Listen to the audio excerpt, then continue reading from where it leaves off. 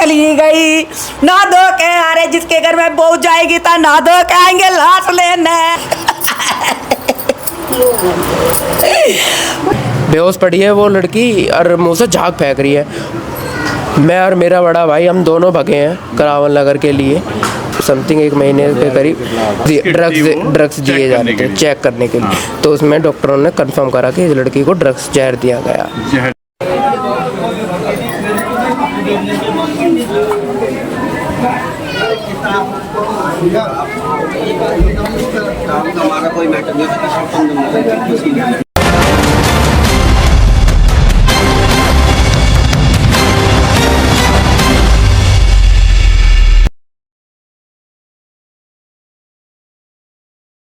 नमस्कार दोस्तों, मैं आपका दोस्त आपका साथी चंद्रजीत शर्मा।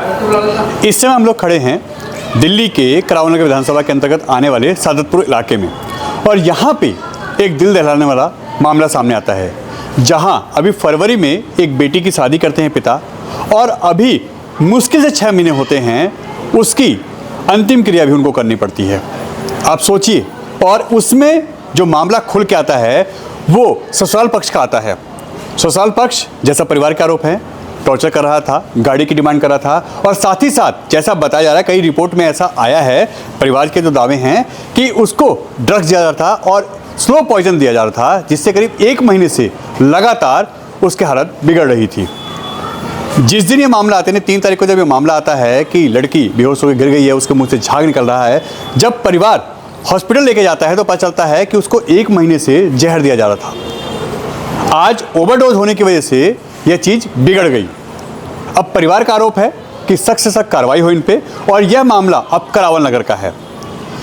लड़की का परिवार लड़की को लेकर आता है, उसके अंतिम क्रिया करता है, सारे काम वो करता है, मगर परिवार जो ससुराल पक्ष है वो इतना यहाँ पे असंवेदनशील होता है कि ना अपनी बहू की बॉडी लेता है, ना कोई डिमांड करता है, ना उसे किसी अंतिम क्रिया में आता है, और अभी तक किसी ने कोई बात तक नहीं की। देखिए, इस वक्त हम तुकमीरपुर इलाके में खड़े हैं, जो कि खजूरी थाना आता है, और यहाँ पे एक मामला सामने आता है इस घर से, जहाँ फरवरी में एक बेटी की शादी होती है। पिता अपना मकान बेच के, अपना प्लॉट बेच के उस बच्ची की शादी करता है, और अब जैसा बताया जा रहा है कि उसकी ड्रग्स देके, जहर देके हत्या कर दी गई है। परिवार के ये आरोप हैं। उन्होंने वो टेस्ट भी कराए हैं, जिसकी रिपोर्ट हम आपको दिखाते हैं कि उसमें 10 सैंपल में से 9 सैंपल पॉजिटिव आए हैं, और इसको अनऑफिशियली जो वहाँ का स्टाफ है, जो जानने वाले लोग हैं, उन्होंने बताया कि बच्ची को करीब 1 महीने से जहर दिया जा रहा था, जो स्लो पॉइजन था, जिसकी वजह से वो धीमे धीमे असर कर रही थी।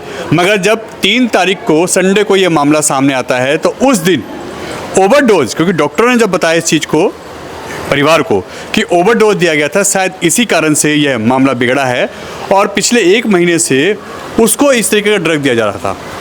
परिवार से जब हमने बात की तो उन्होंने कहा कि हमारे घर में कोई नशा नहीं करता, तो हमारी बच्ची ड्रग कैसे ले सकती है। और ये भी हकीकत है कि अगर एक बहू अपने घर में ड्रग्स या जहर या ऐसी कोई भी चीज़ कैसे ले सकती है, कुछ ना कुछ तो इसमें ऐसी चीज़ निकल के आ रही है जिसमें परिवार भी शामिल रहा होगा।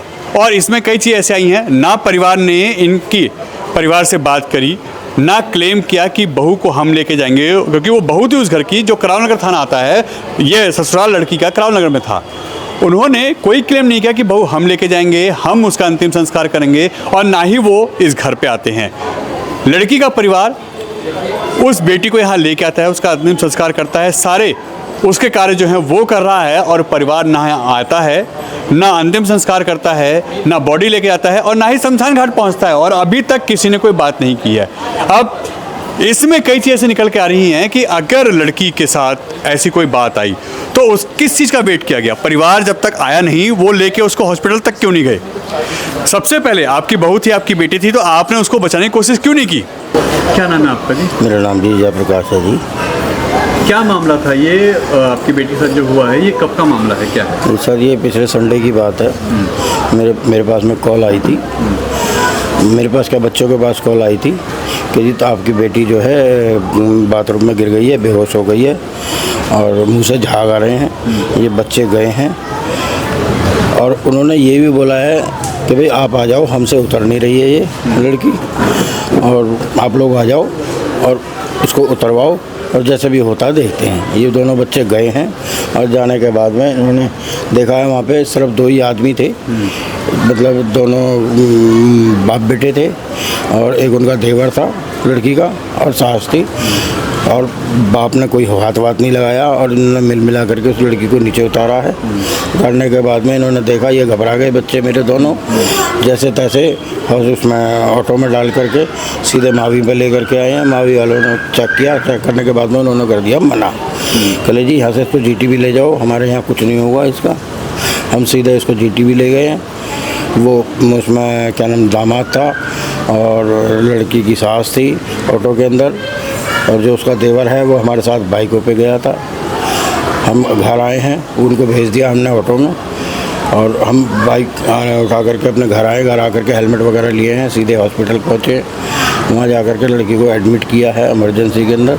तो उसका लड़की का जैसा भी वो कर रहे थे ट्रीटमेंट डॉक्टर, उसके बाद में हम लोग मैं अंदर गया हूँ। जैसे ही मैं अंदर गया हूँ तो डॉक्टरों ने मेरे को बाहर निकाल दिया है, सिर्फ माँ बेटे अंदर थे। और माँ बेटे अंदर होने के बाद में बस फिर डॉक्टरों ने चलते रहे। उसके बाद में उन्होंने डॉक्टर से मेरी बात हुई, उन्होंने कहा कि भाई शुगर बढ़ गया है लड़की का और BP बढ़ गया, इसकी वजह से ये प्रॉब्लम हुई है। फिर बाद में देखो हम नाम नहीं बताएंगे, एक मिलने वाली लेडीज़ है वो जो हॉस्पिटल में काम करती है, उसकी संडे की छुट्टी थी, मैंने कॉल करके उसको बुलाया, वो आई, उसने बेचारी ने बहुत हेल्प करी हमारी, खूब भागा दौड़ी करी। उसने हमें देखते के साथ ही पहले ही बता दिया था कि इस लड़की को कुछ ना कुछ खाने में या जैसे भी है इसको दिया गया है, लेकिन फिर भी बोले जी ऐसा जब तक कोई रिपोर्ट नहीं आएगी हम कुछ नहीं बता सकते। फिर इसकी कुछ डॉक्टरों ने रिपोर्ट वगैरह कराई हैं तो उसमें कुछ ये पता लगा कि इसको ना लगभग समथिंग 1 महीने से इसको स्लो पॉइजन दिया जा रहा है और उसको ड्रग्स भी कह सकते हैं, ड्रग्स भी है। और आज जो हुआ है इस लड़की के साथ में जो डोज जो डेली दी जा रही थी वो आज डोज डबल हो गई है, ओवरडोज हो गई है। फिर CT स्कैन भी हुए हैं। CT स्कैन में उसकी जो नसें हैं दिमाग की सारी ब्लॉक बताई गई हैं, हम नहीं बता रहे, डॉक्टर बता रहे हैं, रिपोर्ट में है जो भी है। बाकी जितना हमें पता लग रहा है वो हम बता रहे हैं कि ये तो दोबारा CT स्कैन नहीं हो पाया। लड़की की डेथ हो चुकी है अगले दिन मंडे के दिन लगभग 8 और 8:30 के समथिंग में। उम्र क्या थी बच्चे की? 26-27 के समथिंग थी उम्र उसकी। नाम था लड़की का मीनाक्षी। शादी कब की थी आपने? ये 14 फरवरी 2025। इसी फरवरी में? जी। कभी कोई बात सुनी हो आपने? नहीं ऐसा कोई कुछ नहीं, कुछ नहीं। वो थोड़ा बहुत तो देखो हर घर में होता है। हम अपनी बेटी को ही समझा देते थे, जो माँ बाप का फ़र्ज़ होता है अपनी बेटी को समझाना, वही उसी तरीके से हम बेटी को समझा दिया करते थे और भेज दिया करते थे। लेकिन हाँ अभी तीजों पे लड़की आई थी, तो जब लड़की जा रही थी तो उस समय बाइक पे बैठ गई। बैठने के बाद में फिर वो लड़की उतरी है, अपनी माँ से मिली है। चलो माँ से मिल रही है कोई बात नहीं, एक मेरी पोती है, उसने उसके सर पे हाथ रखा है, उसके पुचकारा है, लेकिन उस अपनी माँ के कान में उसने कुछ थोड़ा सा बोला था। वो मेरे को बाद में पता लगा, अगर उसी समय पता लग जाता तो शायद मैं लड़की को नहीं भेजता। तो उनके घर में ये सिलसिला चल रहा था कि भाई अब हमें 4 व्हीलर की आवश्यकता है। अब मुझे नहीं पता कि वो मेरे से डिमांड करना चाहते थे या वो खुद ख़रीदना चाहते थे, लेकिन इन बातों को देख करके जैसे मेरी लड़की की डेथ हुई है उस हिसाब से तो ये था कि लड़की को टॉर्चर किया जा रहा है। इस लड़की से कार वगैरह की डिमांड रखी गई होगी शायद। आपको कॉल कितने बजे आई थी उस समय?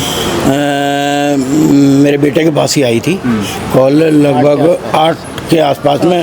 संडे की सुबह कॉल आपके? जी संडे को। और मंडे को बेटी आपके एक्सपायर हुई? हाँ जी। लेकिन हाँ एक चीज़ और भी है, जो सवेरे के टाइम जो कॉल आई है उससे पहले सैटरडे था, सैटरडे के दिन रात को 10 और 11 के बीच में हमारे समधी का कॉल आई थी मेरे पास डायरेक्ट।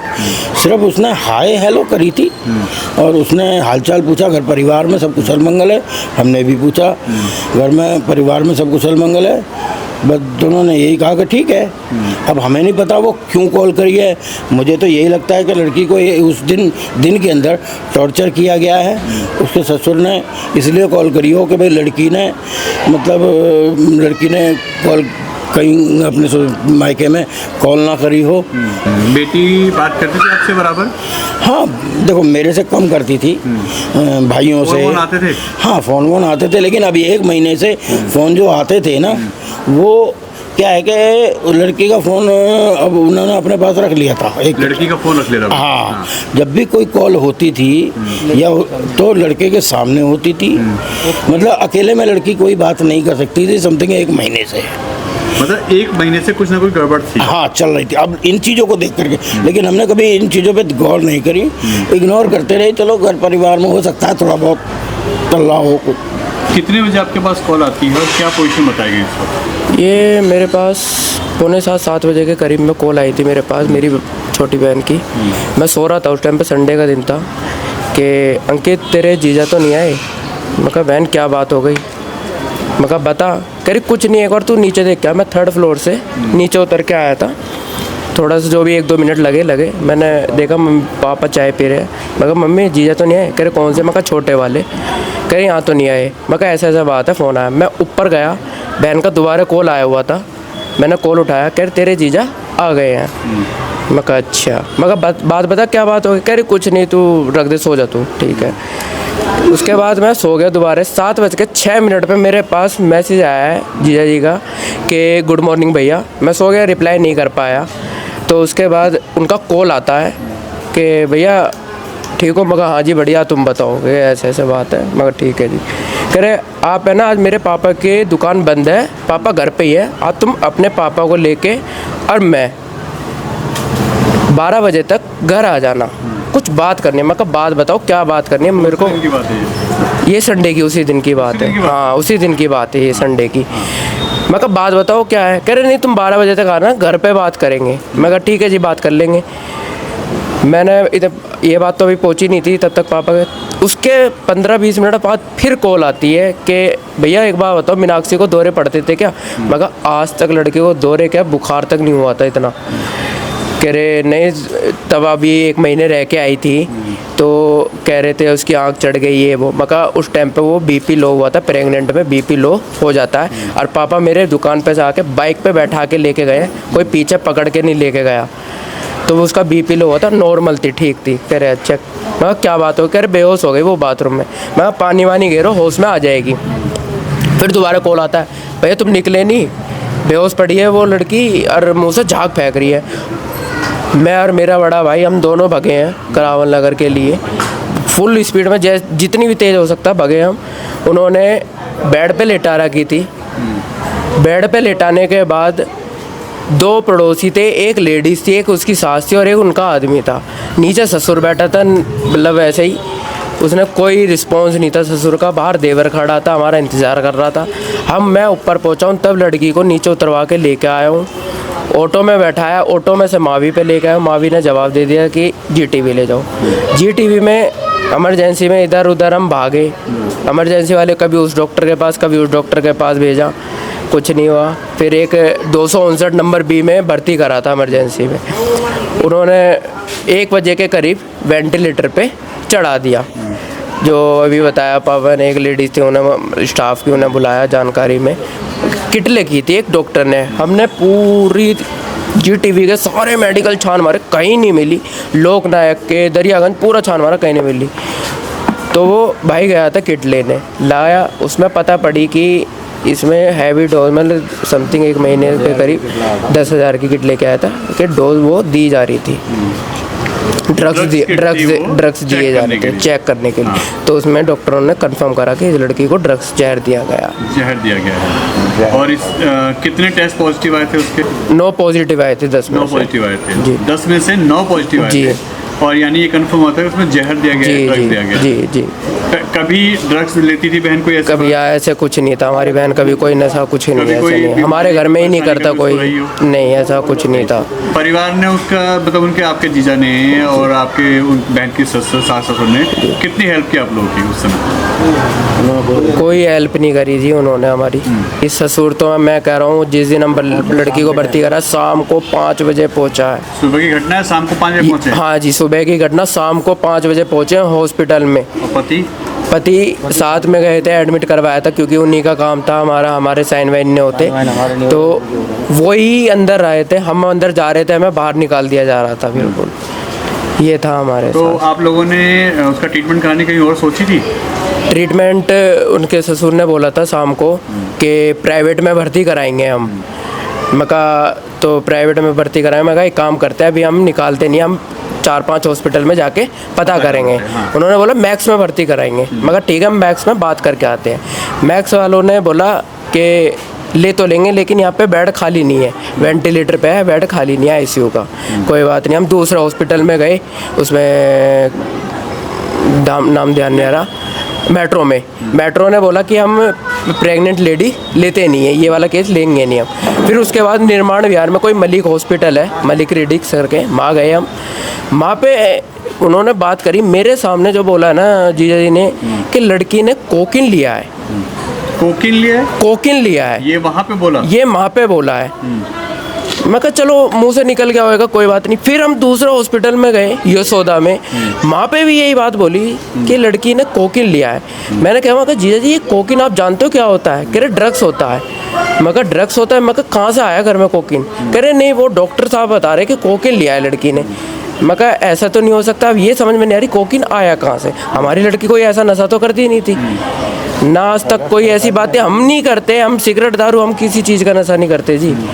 ये समझ में नहीं आ रही कोकिन वर्ड आया कहाँ से, लिया कहाँ से उसने। तो जब आपको पता चला कि कोकिन की बात आ रही है, जी जी, तो कोकिन बहन तक कैसे पहुंचा, बहन ने कैसे खाया, ये नहीं पूछा आपने उनसे? हमने पूछा उसे, कह रहे ये मुझे नहीं पता, बात दबा दी थी उन्होंने। फिर उसके बाद यानी जो टेस्ट किए गए थे वहाँ पे 10 में से 9 पॉजिटिव आ रहे थे जी, यानी वो जो शक है वो ठीक है, वो शक पूरा जा रहा है, यकीन है पूरा। पोस्टमार्टम की अभी रिपोर्ट नहीं आई है, उन्होंने कोई पहल नहीं करी, बॉडी कोई लेने के लिए पहल नहीं करी। बॉडी के पास तब मतलब पहले खड़े रहे तब तक ठीक थी लड़की, जो भी वेंटिलेटर पे थी। बॉडी का लड़की हमारी चली गई तो बॉडी के पास कोई नहीं आया। चाय बिस्कुट खा रहे हैं जी, हमारे अलग से पानी नहीं उतर रहा बिल्कुल भी, चाय बिस्कुट नाश्ता कर रहे हैं।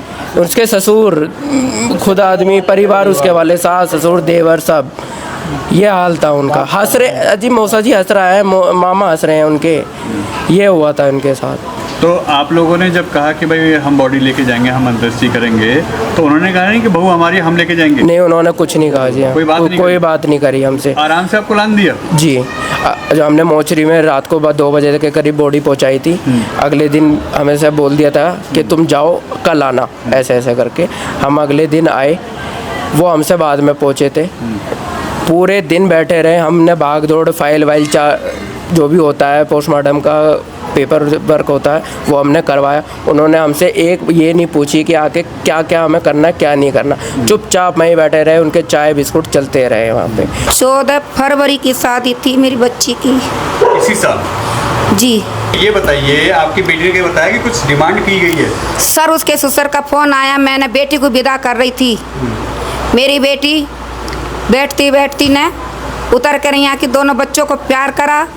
मैं बोली बेटी आपके पापा का फ़ोन आया है, जल्दी हो रही है, देर मत करो रात। और उसने चलती ने बोला मम्मी थोड़ी गाड़ी की डिमांड आ रही है उन लोगों की। मन की बेटा टॉर्चर कब से हो रही है? मम्मी टॉर्चर तो काफ़ी दिन से हो रही, पर मैंने आपको आज तुम्हें बता रही हूँ। जब उसके जी पे बीती होएगी, पर उसने मुझसे ये नहीं कहा कि मम्मी मेरे जी पे बीत रही है, तुम इस काम को मेरे को मत भेजो। मैं अपनी बेटी को नहीं भेजती। आज मेरा कलेजा फट रहा है बहुत बुरी तरह से। मेरे को ऐसा होना चाहिए जैसे मेरी बच्ची पढ़ के गई है, उन लोगों का भी यूं ही होना चाहिए। भैया मेरी बेटी तो चली गई, ना धो के अरे जिसके घर में बहू जाएगी तो ना धो के आएंगे लाश लेने, चारों की सलाही।